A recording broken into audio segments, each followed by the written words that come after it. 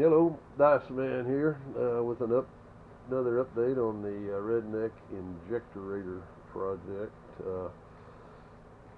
You're probably asking yourself, what in the redneck trailer park hell is this? But for those that aren't familiar, I'll give you a brief overview. This is a project I'm doing with a friend of mine. Based on an idea I had a long time ago, back before you could open up your computer and buy anything you wanted for these projects.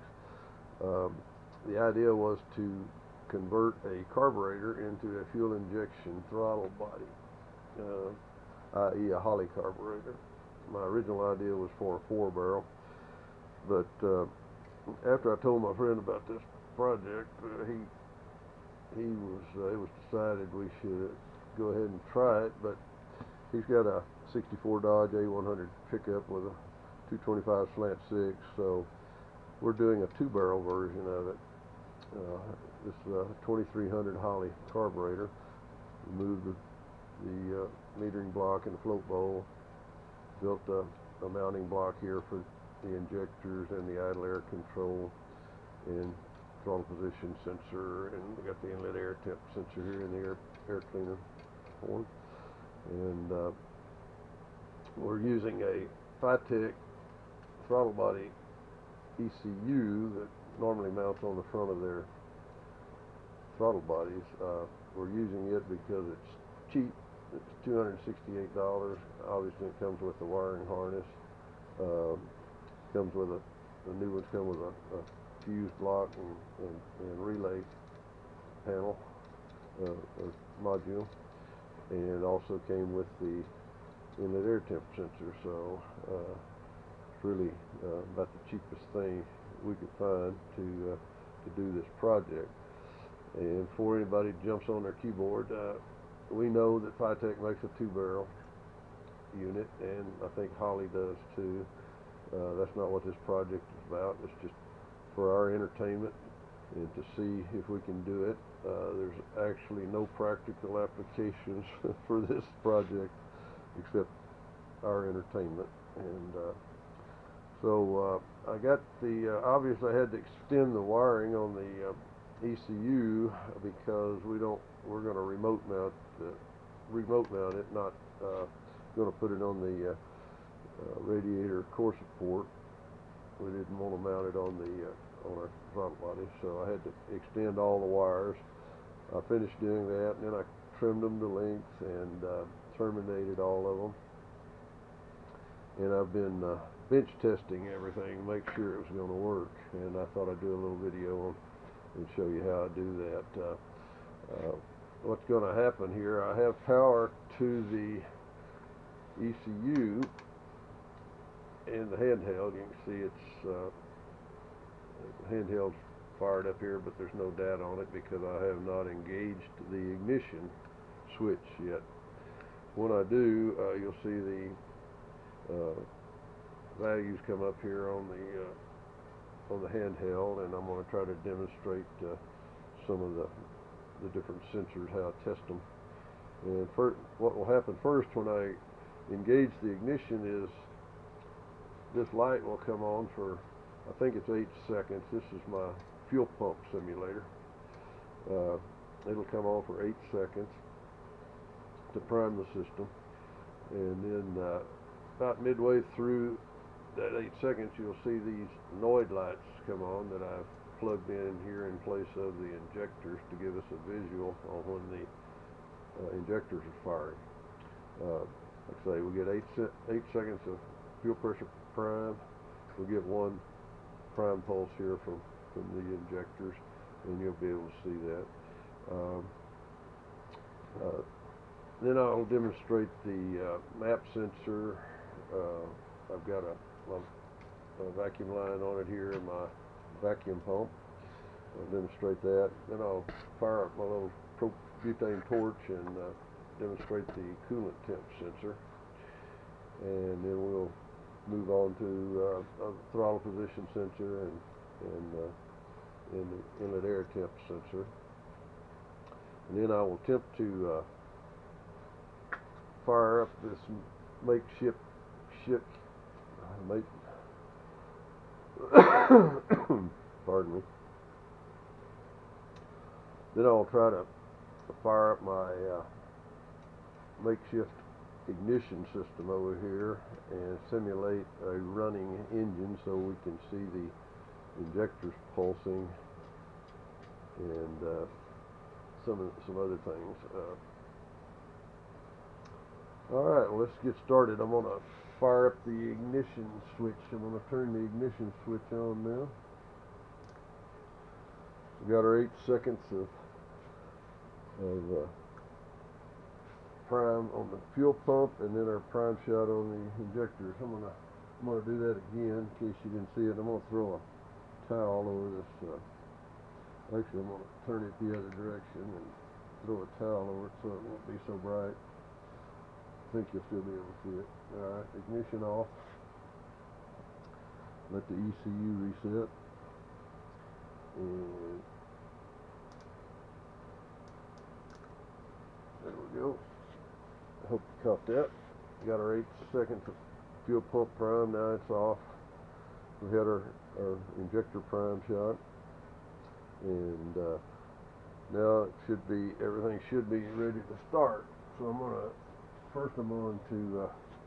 since we have our coolant temp up here on the screen, I'm going to demonstrate that. It's showing 55 degrees. That's the ambient temperature in the room, so that's about right.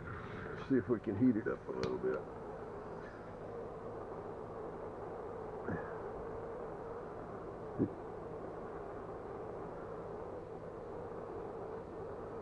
There it goes.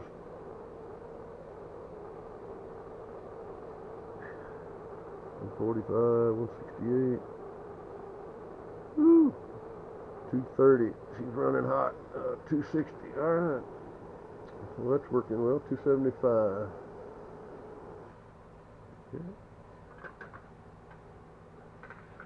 Let's see. Now let me see if I can show you the map sensor, how it works. It's showing 92 kilopascals per something. I don't know exactly how that transit works, but it's also showing 6/10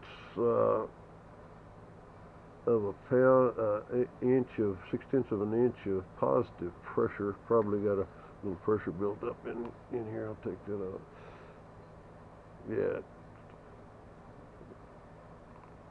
Yeah, very insignificant amount of positive pressure in there. I'm going to pull on this syringe now, and it should go negative on the vacuum, and the KPA should drop. Yep, there we go.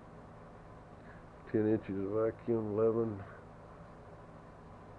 14, 13, 7, 14, 2, and let her go back, and let's unplug it. There we go, back to where we were. Alright, map sensor's working. See what else we can test here. We'll do the air-fuel ratio later when I get the engine running. I'm not using Spark Advance. IAC steps showing 144. I don't know why it's not maxed out, but we'll check the air temp. We can do the air temp now.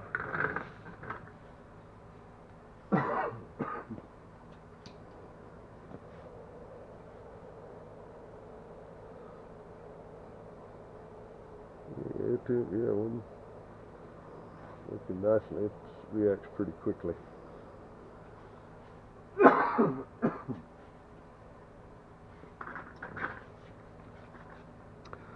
See what else we got here. Battery voltage, we're showing 1310. I've got a little trickle charger on it over there. All right, these units have a barometric pressure sensor in them, and it's showing 92, same as our map sensor, with the engine not running. So that's all We're in the run state of stall. The key's on, the engine's not running. That's good. No. And miracle of miracles, no fault codes. Wow. Alright, let's see if we can do the AFR. I'm going to fire up the engine with my simulated ignition system over here.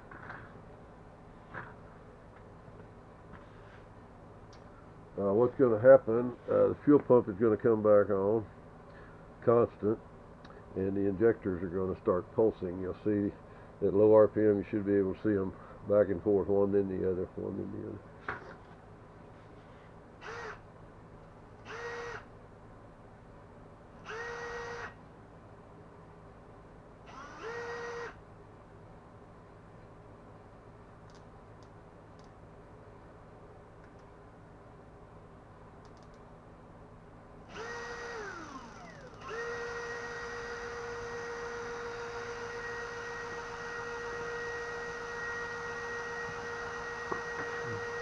Also, see we have RPM reference, and air fuel ratio before I started the engine was 14.6. That's, I don't know what why it says that, because it's not active when the engine's not running. Yeah, it's warming up. It's the air fuel, the oxygen sensor is not active when the engine is not running. Now it's heating up, so it's showing 20.6. I think that's as rich, I mean, as lean as it'll go, since it's just hanging out here in the air. I'm going to take my little butane torch now and cut the air off so it'll burn real rich, and see if I can get that to change. Butane has a stoichiometric ratio of like something ridiculous, like 30 to 1, so it's not really going to be relative to what we're doing with gasoline, but all I'm trying to do is show a change on the handheld.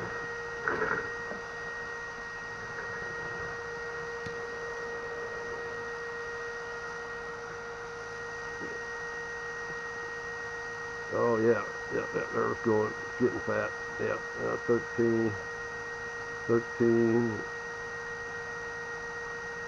get about 13, 9, 12, yeah, that's working pretty good for butane. Alright, well, we got the engine fired up. We'll show you what happens when you hit the throttle position sensor. If you'll watch the noise lights, you'll see them intensify briefly. That's your pump shot, your excel enrich, as it were, and then it will they will go back to a dimmer state, but a higher frequency.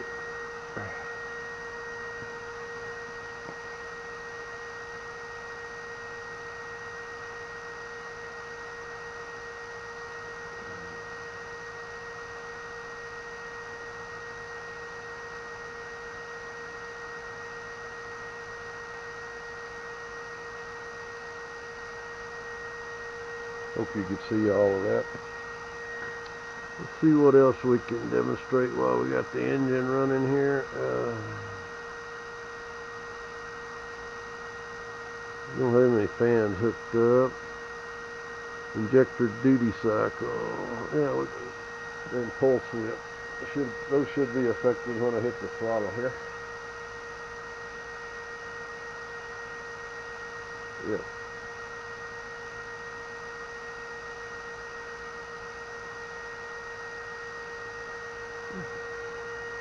See if the map sensor does anything to it.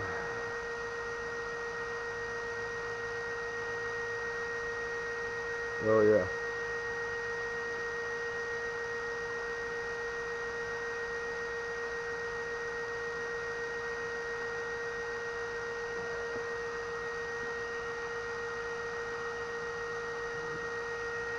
Cool. Alright. See if there's anything else.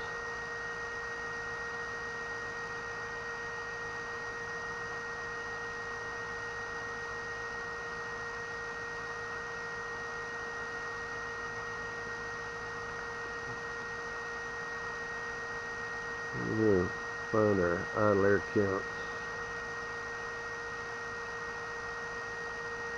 Yeah, ice, these steps. Yeah, it's also affected with throttle position.